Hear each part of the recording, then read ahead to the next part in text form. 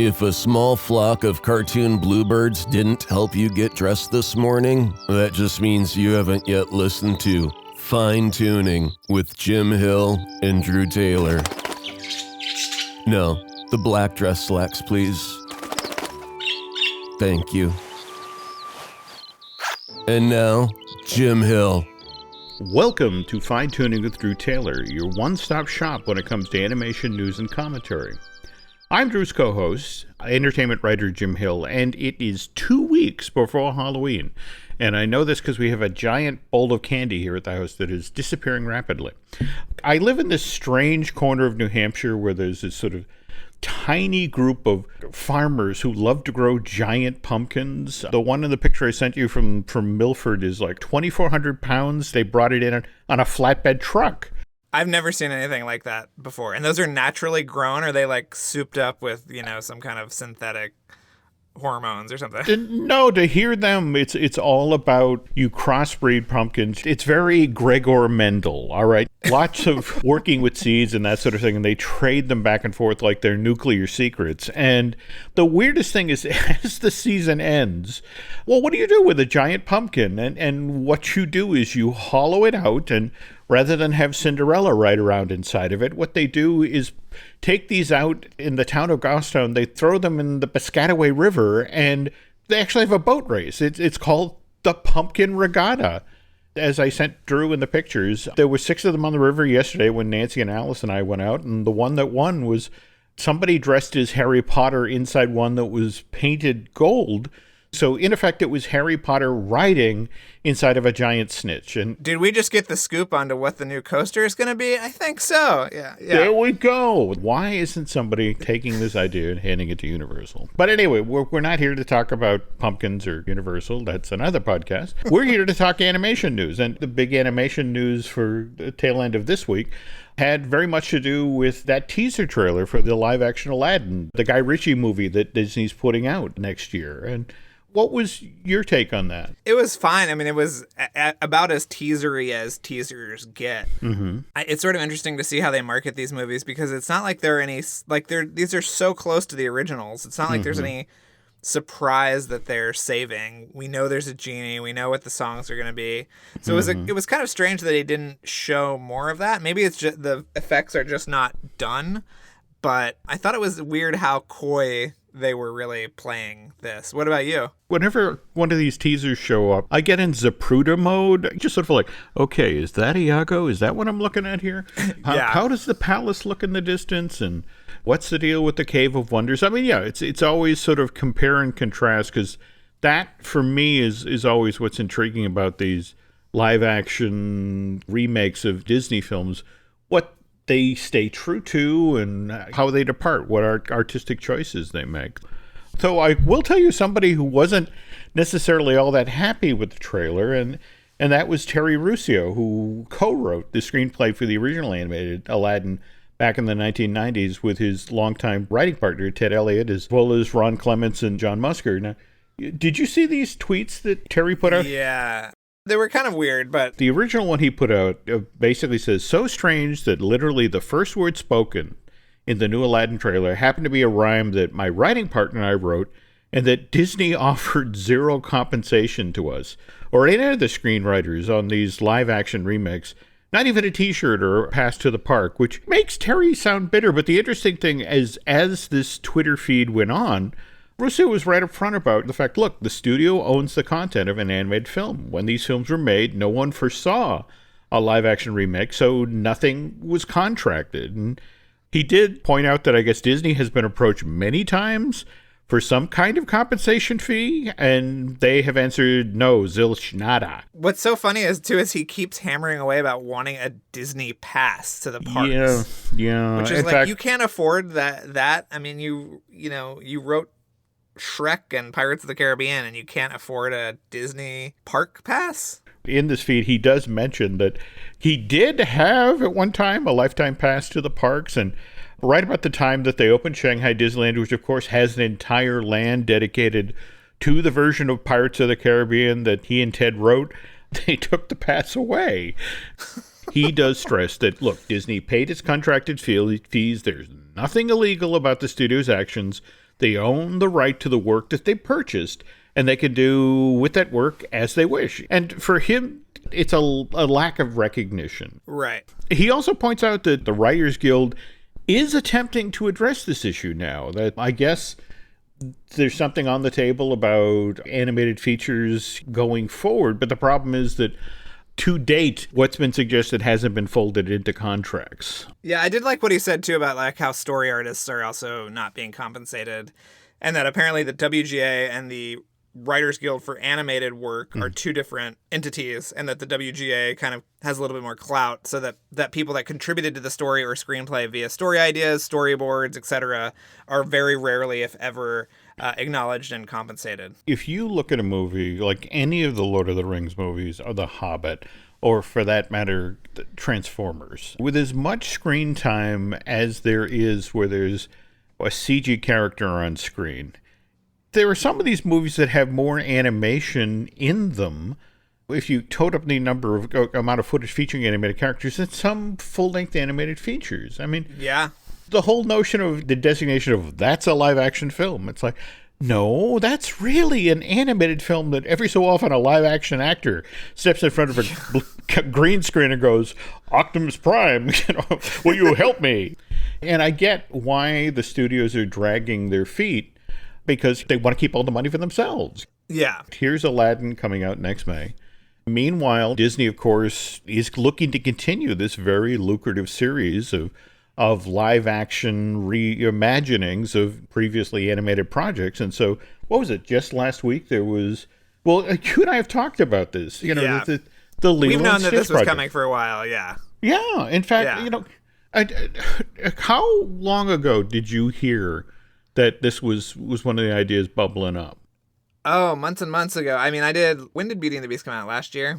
Mm-hmm. I did a big story with Sean Bailey, who's the head of Disney Pictures. That's right. For Vulture. And, you know, what was interesting about that was that he said basically that there wouldn't be any remakes of things after the year 2000. Because that's the sweet spot they were hitting. The people that grew up with these movies who now have purchasing power and families of their own now. But right around that same time, you and I started hearing about, they're working on Lilo and Stitch, which I think makes a lot of sense because unlike some of those other properties, it's more human-based than animated. Like, you'll have characters, right? But, you know, the nucleus of the family is all human, and it makes perfect sense, but it's very interesting sort of what the official line has been given this. No, I agree. But what kind of cracks me up is that it's the same week that this news breaks, you send me that absolutely horrifying photo that was taken inside of Stitch's Great Escape, which I guess finally officially closed in January of this year after... limping along. Yeah. Yeah, it went seasonal in 2000, the fall of 2016. And October of last year, they turned it into Stitch's Alien Encounter, where literally you walked inside and it was the lobby and they had the walk-around character of Stitch there. Oh, you went into the building and it was just empty? It was just him. Well, again, you're in the lobby, there's Stitch, you get your photo taken and you're back outside again. But I have been fascinated since 2004. Disney theme park fans have had a stick up their you-know-where for since the thing opened. And I think this is largely because of the PR stunt that they did for the grand opening. I mean, do you remember seeing the photographs of the castle? I do remember seeing that, yeah. You can go on Google right now, folks, and see these. But for opening day, they basically toilet papered Cinderella Castle. What did they write on one of the turrets? What Stitch's King? Stitch's King, yeah. There we go. One day, the castle looked like this. I mean, we're not talking about the Pepto-Bismol pink birthday castle for the 25th anniversary. The 15 months it looked like that. But one day, it looks like this. And yes, there was that effect in the attraction where Stitch supposedly burped in your face, and it was the chili dog smell? Yep, chili dog, yeah. I've actually never been on the attraction. Well, and you based and on I that, never will. Based on that animatronic figure, you're not getting on this thing. From the theme park fan point of view, from the day this thing opened, they were shut this thing down. It doesn't belong in Tomorrowland, and rah, rah, rah, rah. And on the other side of the fence, when you look at how the company reacted to when Lilo and Stitch went out in theaters in June of 2002 and made all that money, I mean, they went all in on the franchise. In the very next year, there was Stitch the movie, and August of 2003, and then right behind that came Lilo and Stitch the series. It debuted, I want to say, the very next month on ABC, and was such a big hit that Disney turned around and immediately repurposed it. So the very same episodes that were airing as part of ABC Saturday Mornings lineup began running on the Disney Channel. And 65 episodes produced. They take the final couple of episodes from the series finale in June of 2006.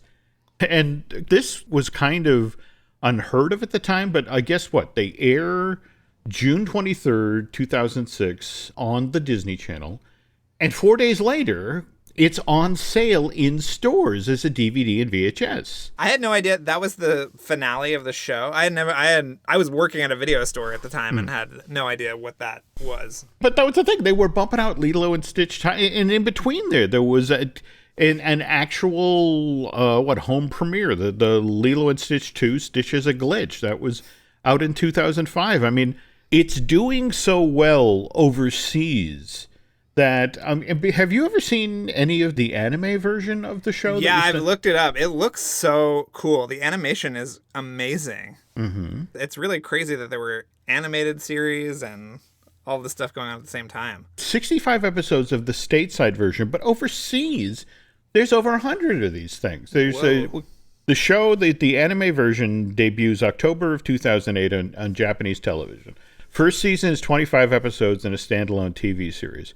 Then I guess there was a second series which had a slightly different title. It was Stitch, the Mischievous Alien's Great Adventure. That runs from 2009 to 2010, an additional 29 episodes and another standalone TV special. Then there's a third iteration of the show, Stitch, Best Friends Forever. Another 29 episodes, another standalone TV series. And then to keep the thing going, there's another TV special, Stitch and the Planet of Sand, that runs in June of 2012. And Stitch, the Perfect Memory, that runs in August of 2015. And the thing is that Tokyo Disneyland looks at this and is like, oh, we got to get in on this. So we end up with Enchanted Tiki Room under new management, which I'm probably one of 5 people on the planet who actually liked that show.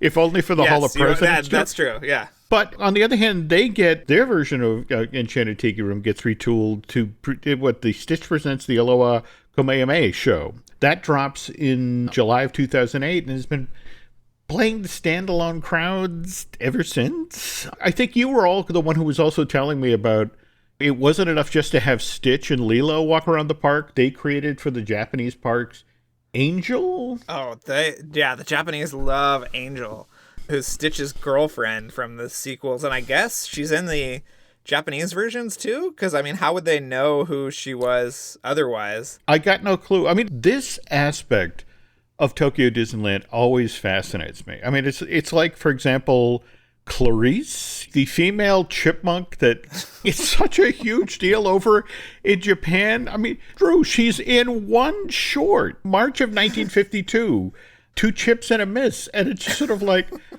but you know, I mean, people will line up for hours because, oh my God, it's a female chipmunk. I must get my picture taken. Likewise, Shelley May. Oh yeah, people love Shelley May. You know, it doesn't Duffy also have like a cat and a dog at this point? Yeah, and there's a bird, and then there's a turtle that just debuted at Alani. Oh my God. The Duffy shared universe, you know. I honestly don't get this stuff. But on the other hand, you know, I mean, you know, clearly people within the Disney company were looking at what was happening in Japan, you know, and just, it's like, oh, we got to get in on this. So have you heard about what they did at the Disneyland Paris Resort? No. They had, in the shopping village, the Disney Village, they evidently had a restaurant that wasn't doing all that well. And so they created the Stitch's Hawaiian Paradise Party, where, I mean, it's not just the Stitch walk around and the Angel walk around, or for that matter, they had the Lilo costume. I can't even begin to think about how you drop a budget for this, but they had Captain Ganto and Jumba from the original movie. Right. And then they had this series of characters only appeared in the animated series, Dr. Hamsterville, Experiment 627, evidently the experiment after Stitch, Felix, Sparky, Sample. I mean, this in addition to, and they've got all of their Disney friends there. So Mickey, Minnie, Goofy, Max, all of them in loud Hawaiian shirts. I mean, if you go online and look at Stitch's Hawaiian Paradise Party, when they do the photos from this event, it looks like there's no room in the restaurant for anybody else. There's 20 characters on stage. Yeah, oh my God. Some of these characters are truly the stuff of nightmares as well. I agree. It's just sort of like, hey, let me come up to your table and get a photograph. And it's like, and, here's a voucher for your complimentary therapy.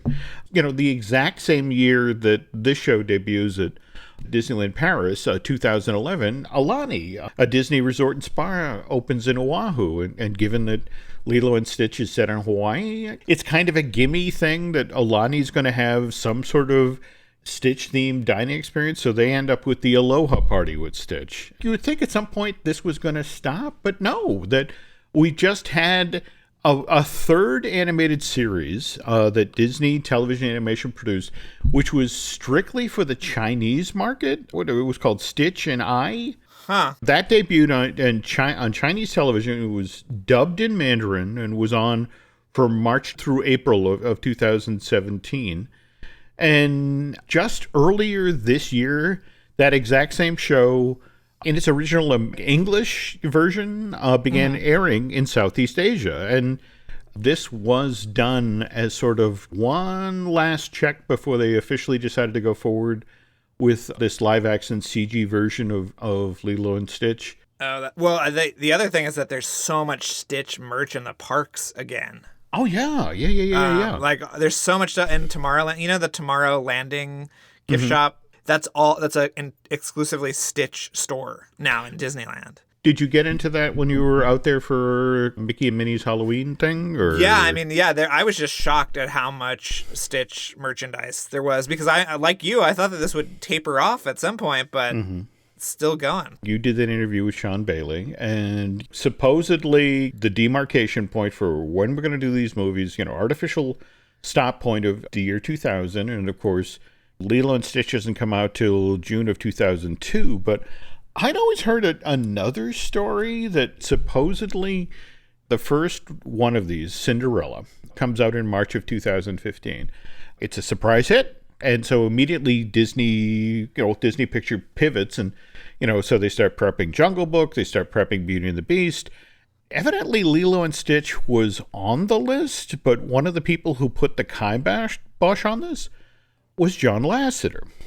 Lilo and Stitch was this huge franchise from the company, and the guy who really powered the look of Lilo Stitch, the style of storytelling, was Chris Sanders, who had come up through the ranks at Disney. I mean, if you look at the art of animation books for Beauty and the Beast or Mulan, I mean, he's all over these things, and he earned his shot, and Lilo becomes this giant hit. And remember, this is during a period where Disney can't really get an animated hit of its own going. We've got Atlantis, Treasure Planet, Home on the Range, and Brother Bear, and sticking out of the one success out of that period is Lilo and Stitch. And he did that almost in secret, right? I remember people at the company who didn't even know what it was, 6 months before it came out.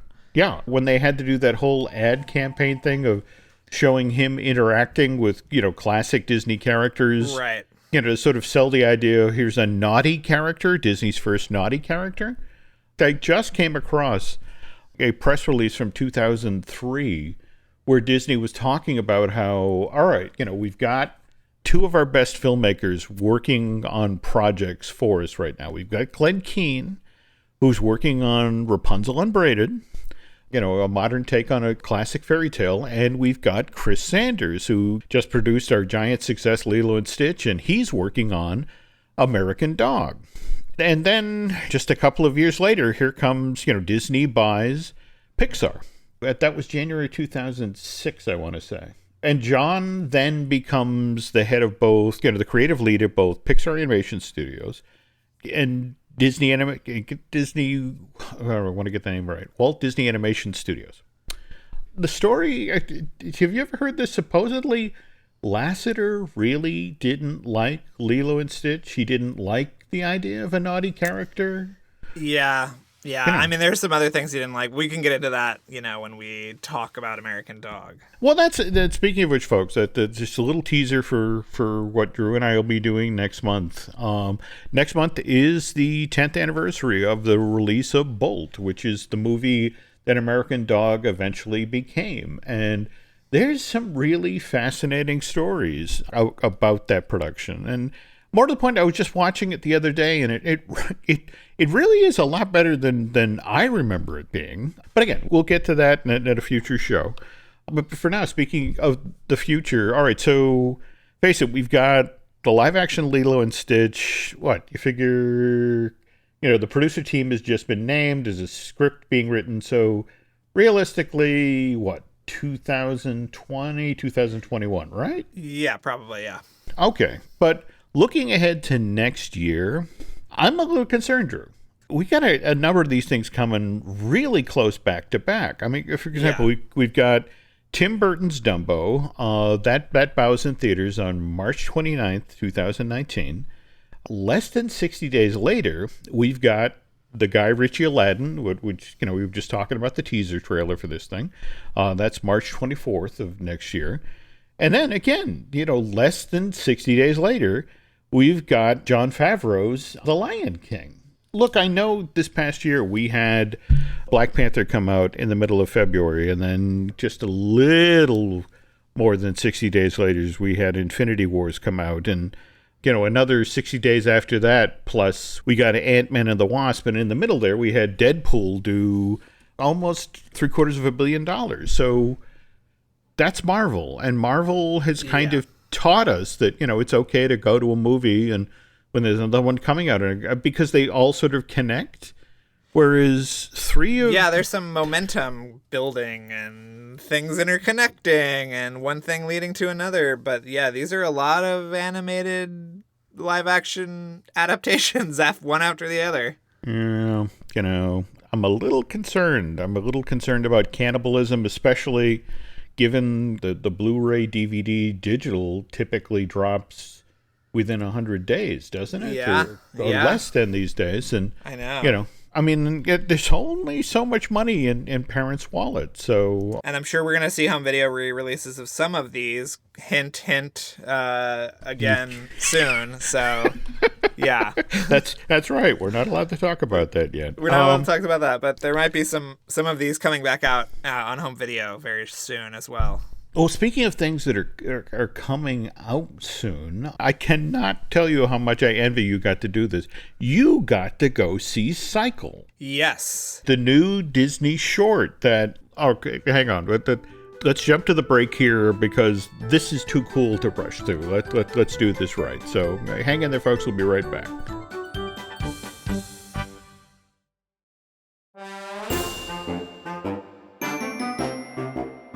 And we're back. So again, Cycles is Walt Disney Animation Studios' first ever virtual reality animated short. Is that correct?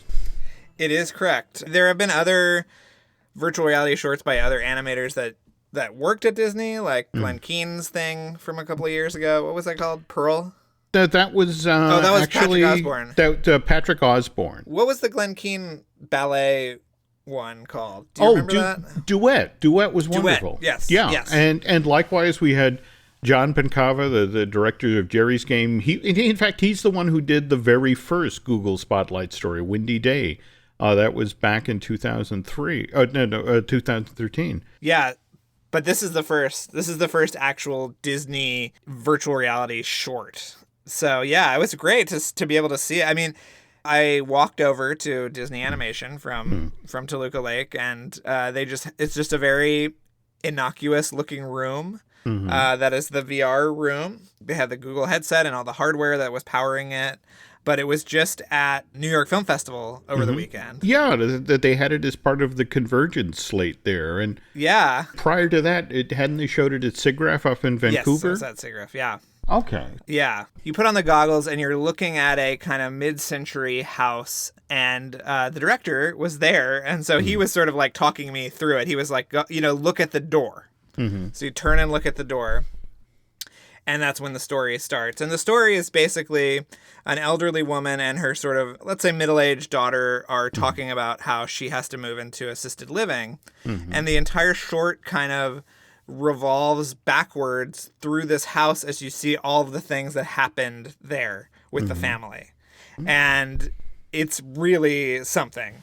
You look around and the character's walking right by you, or you look at your feet and there's a dog there. And that combined with this kind of reverse time lapse situation is it's really powerful, and it's beautifully designed and animated. A little different because obviously this stuff is rendering in real time. So it's not like there's one part where a baby throws up. And it's not like the kind of special effect vomit that you would think from a Disney animated film, but it's a little bit cruder and a little bit more geometrical, but it's because it's running, it's like generating at the same time as you're looking at it, which is amazing. It's really something. This is kind of an unusual project in that, in fact, this comes from a lighting artist, right? You understand that somebody who's been working at Disney Studios since 2013, Jeff Gibson, and he worked on Frozen, Zootopia, Moana. And this is, as I understand it, based on childhood experiences going to his grandparents' house? Going to his grandparents' house and him having to move his mother in. And then the other thing that was a part of it was that he's a BMX biker. He rides, bikes that you can do tricks on, and he kind of wanders into these abandoned homes with these swimming pools because the swimming pool is a great place to do these tricks. And so he was always fascinated by these homes that had just been left, to nature, and what stories were in there and who lived there and all of these kind of things. This sounds amazing, but what concerns me is that how do we get the rest of us get to see this? I mean, again. Yeah, what's interesting is that he actually, at the end of the demonstration, he took me through, and this wasn't in the tape that I sent you, I don't think, but he kind of took, there's an AR version of it where you look at the poster and you can kind of see in, and there's another kind of like, they did do a flat version. So there's three, they were able to generate 3 different forms of content from the same thing, which is really cool. But let's say that it was heavily implied that you might be able to see this when you do the Wreck-It Ralph VR experience in a few weeks. Yeah. Well, it's funny you bring that up because, again, as Drew just inferred, they're at the Void, where right now you can do the Star Wars Secret of the Empire experience. There is a one that's inspired by Ralph Breaks the Internet, Wreck-It Ralph 2, supposedly bowing next month, called Ralph Breaks VR. And what, they're planning on pairing it with that? Or I would think that there might be a way where you can watch it before you go in or something, because you can't see it on like a home Oculus rig or something like that. And what also is sort of interesting is that it's not, so few people can see it that they're not pushing it for the animated short this year, the Oscar. So yeah, there really has to be, it requires a lot of hardware that is not readily available yet. It's interesting because they kind of did it to see if they could do it, and really harkens back to some of those early shorts and other pieces of animation that were just done as a kind of tech test. Supposedly, it's not just that they did this to see that if they could do it. It's that they did this. Did I hear this right? They did it in 4 months with just a team of 50 people? Yeah, I was shocked about that because you and I both know how long these things, even a short, will take a really long time. Yeah. And this kind of storytelling where you have to, I mean, the notion of putting somebody in that space and then figuring out a way to tell that. I mean, that's the thing. Friends who have done cycles, whether at Vancouver or the New York Film Festival, just talk about how oddly emotional it is, how you just sort of get caught up in this thing. And Yeah. you take off the gear and it's like you're tearing up, and it's just sort of like, but at the same time, it's like it's in an environment where how do you tell a story when it really depends on, are you looking down at your foot at the dog, or are you looking at the baby, or are you looking at the door? And how did he talk at all about driving the story in that environment? Yeah, he said that, he gives cues to make sure that you can see different things, at the right time. But even when he was telling me this, there were things that I didn't see. He talks about one scene where the daughter climbs over a fence to kind of sneak out of the house, and I did not see that at all. Okay. But yeah, it is interesting because the Star Wars thing at the Void and other things, they want you to really be there and smell the sulfur of, Darth Vader's castle and all this. But this was really the first one that the primary goal was to elicit an emotional response, which I thought was just fascinating. And really impressive because, like you said, none of these people knew anything about VR. They just wanted to do it, and he didn't even think it was going to get greenlit as VR.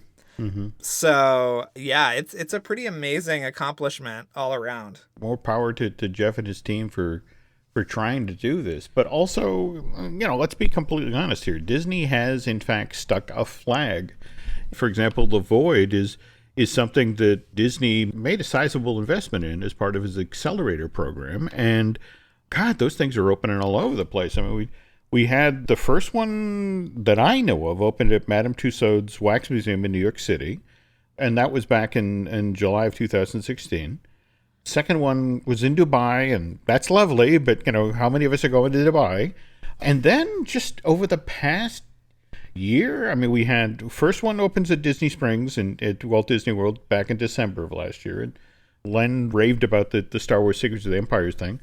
The Disneyland version opens in January in their downtown Disney. Now, you got to go experience it at the Glendale Galleria when that opened in March, right? Or... No, I actually went the first weekend in Anaheim. Okay. Yeah. All right. Which was crazy. I have my commemorative pin, which I'm sure you're very jealous of. Well, yes, yes, I am.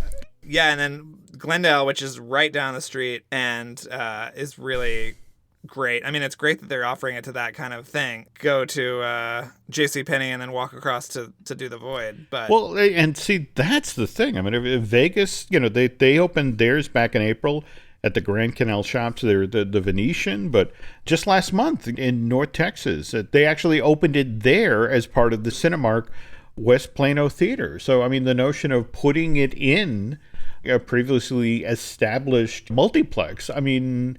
There's still that $29 price point for a 15-minute experience. Have you done it yet, Jim? This trip, they have just announced that a brand new one is going to be opening in Tyson's Corner. I'm going to try to hit that either coming or going up the Eastern Seaboard just to see what one of these things is like out in the world away from, say, a Disney World or a Disneyland. Yeah, I'll be very interested to hear what that experience is like. Speaking of which, by the way, of our next month, the event Drew and I are doing at Walt Disney World, I'm pleased and also kind of surprised that we are literally one person away from being sold out, folks. I just found out from Tammy at Storybook Destinations that there are people actually interested in hanging out with us, Drew, and hearing... I'm shocked. I'm really shocked. Same thing here. Drew and I are doing this November 9th through the 12th at Walt Disney World. We'll be taking a group of folks with us into the parks, and we'll be going through the history of the various Pixar attractions that have come into the park since It's Tough to Be a Bug. Before I forget, we have a little interesting bit of news in regard to the It's Tough to Be a Bug, the one that just closed at Disney California Adventure. This whole time, Len and I have been talking about the Spider-Man attraction, that this giant pendulum-driven attraction that they're supposedly building. Well, it turns out they may be actually building two attractions at the same time. I got reached out to by a gentleman who's working on this project. I can't share too much information about who, what, where, but it turns out that it's like, you gotta remember, we closed two spaces and we're going to be doing two shows. And supposedly in the space where It's Tough to Be a Bug was located at Disney California Adventure, they're building a ride that he said is really closer to what Toy Story Mania is. So it's kind of a ride-through shooter. Interesting. Featuring what characters? Well, this is where a little detective work was in order. And it turns out, have you heard what they're doing with Buzz Lightyear's Space Ranger spin at Hong Kong? Oh, yeah, they're turning it into the Ant-Man and the Wasp attraction. There you go. Right. And that's the ride-through shooter. Again, you got to remember, this is Bob Chapek, the new head of Disney Parks and Resorts, Interactive Media, Consumer Products, and I guess folding your socks. Bob's one of these guys that's like, look, I don't like duplication of effort. So we're doing this attraction for Hong Kong. I want to see this travel. So the Ant-Man and the Wasp attraction had always been described as something that was coming into DCA.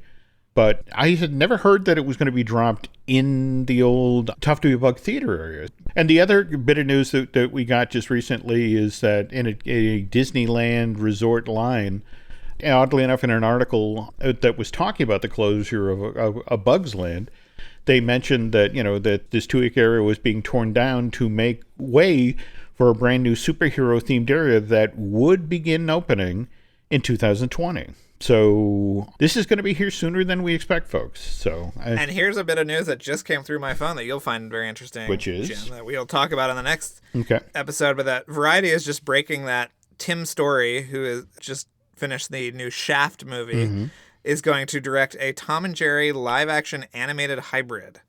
And that the studio has also brought on Chris Columbus as creative producer on a new Scooby-Doo animated film. Oh, my God. By the way, folks, we are still looking for help in determining what the animated live-action thing that Brad Bird is doing next. So, yes, we still need... still need some help there, folks. So that's a pretty newsy show. I'm happy with what we've done today. So yeah, me too. Till the next time we hop on Skype here, if they're looking for additional info, where can they find you these days? Oh, well, you can find me I'm the features editor and social media manager at Movie Phone, so you can always go there. You can listen to my other podcast with Charles Hood called Light the Fuse. That's all about the Mission Impossible franchise. And yeah, find me on Twitter, Instagram at Drew Tailored. And if there's a media event that Jim is also at, we will be sitting in a corner talking about things that we shouldn't be talking about. Yeah, kibitz. And okay, my side of the fence. I'm going to make sure to get all of these this time because people get ticked off if I forget things. Okay, we got Disney Dish with Glenn Testo. We have Marvelous Disney, the podcast I do with Aaron Adams. We have Universal Joint, the podcast I do with Dustin Fuse. We have Looking at Lucasfilm, the podcast I do with Dan Zaher. Be aware, in November, we are going to be talking about American Dog and Bolt because there's really a lot of good stories there. But for now, that's it for myself and Drew, and thanks for listening. Be sure to tune in again for another fine episode of Fine Tuning with Jim Hill and Drew Taylor.